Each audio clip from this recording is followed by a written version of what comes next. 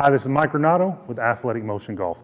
This is part 2 in our 2-part series of 2 moves you might want to avoid that are keeping you from shallowing the golf club starting the downswing.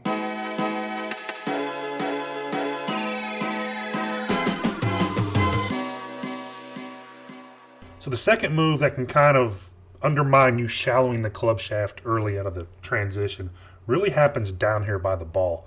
And what's pretty cool is that our brains are really good at figuring stuff out if they know what the outcome wants to be, or if they know the outcome that you're trying to have. They'll start to do things way before that to kind of make that happen. So we're going to look at our first 2 pros here to kind of explain this. And if you spend any amount of time online, any golf instruction forums or whatever, you've probably seen a number of collages, where there's a number of PGA Tour players kind of frozen at impact in various camera angles, showing this massive amount of openness with their body. In this case, the player on the left is 53 degrees and 40 degrees, 45 and 35 with the player on the right. That is a lot of rotation to have at impact. And the negative of that, well, there's no negative for those players. The negative of that for the rest of us is we physically won't be able to do that. That's an extremely gifted, extremely talented way of reaching impact. And one of the results of that amount of openness is you get this look here kind of in the early follow through. So you get the club starting to disappear behind the body, the hands going with it right behind the body. Now, that's an awesome look. We see a lot of great players do it, but it's because of this number here.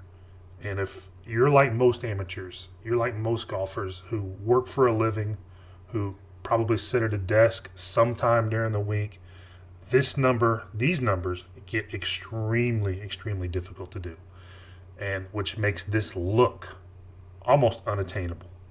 Probably should be unattainable for most of us. Now let's take a look at our next 2 pros. We're seeing much different body movements already.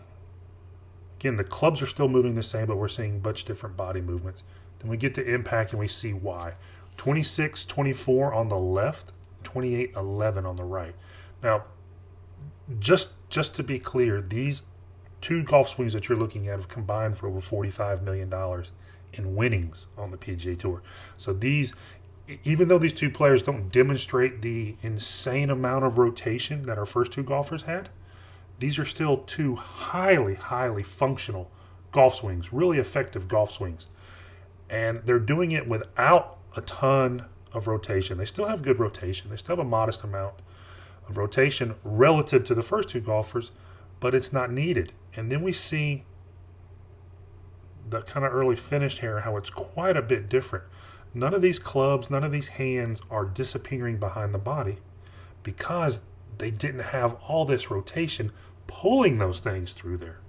Now let's combine that. Let's use our same pro here, number 3, and compare them again with our amateur.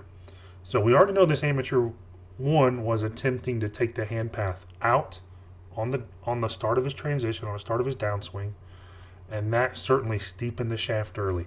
Now, he also told us that he's really trying to turn the corner with his hands through impact, which means he's really trying to suck those hands back around him left like those first 2 pros were doing. Let's see if he has the rotation to really pull that off. So let me just back up a second. So one of the downsides, one of the downfalls of this steepening the shaft early is that you really are forced to dump all of these angles, all of these lag angles that we see. All of the pros have been, when their hands are right in this position, the club head's been somewhat bisecting the hands. And we can see the amateur here has already started to really dump all those angles and get this club head way out in front of him, and with an attempt to try to shallow it and make a playable shot. He's also, again, this intent's a very powerful thing in the golf swing. He's also preparing himself. His brain knows he wants to suck that club back around to the left coming through the ball, and he's also preparing himself for that by dumping all of those angles. So as we see impact, so we get a lot of comments, not a lot, but we get, it's inevitable when you compare a pro and an amateur that there's always going to be a certain number of people who think, well, they're pros, they have flexibility that we don't have, this and that. This isn't the case. It's certainly the case with the first two pros, but this amateur and this professional compare very similarly when you look at just body rotation, their ability to rotate their body.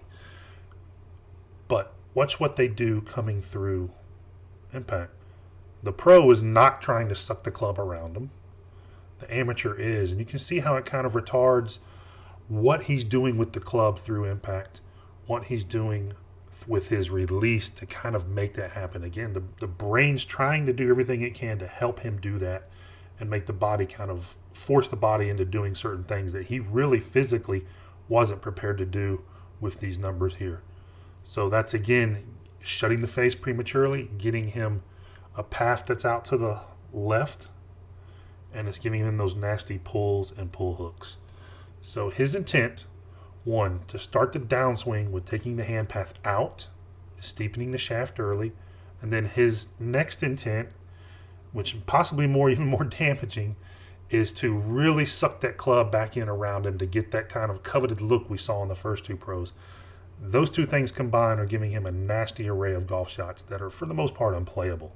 You're looking at a mid-iron and you start pull hooking mid-irons, it's not going to be good for your scorecard. But these are the two moves, the shallowing early of the hand path and the pulling the club, turning the corner, so to speak, pulling this club back to the inside are two moves that are really kind of causing this player to steepen his shaft in the first part of the downswing. Thank you for watching. Please let us know if this is a difficult thing in your golf swing, if shallowing the golf club early out of the transition is hard for you to do. Let us know in the comments below. We want to make more videos to help you overcome that. If you haven't already done so, please subscribe on The Big Golf Ball by clicking the big golf ball, and you'll get our new videos just as soon as they're released.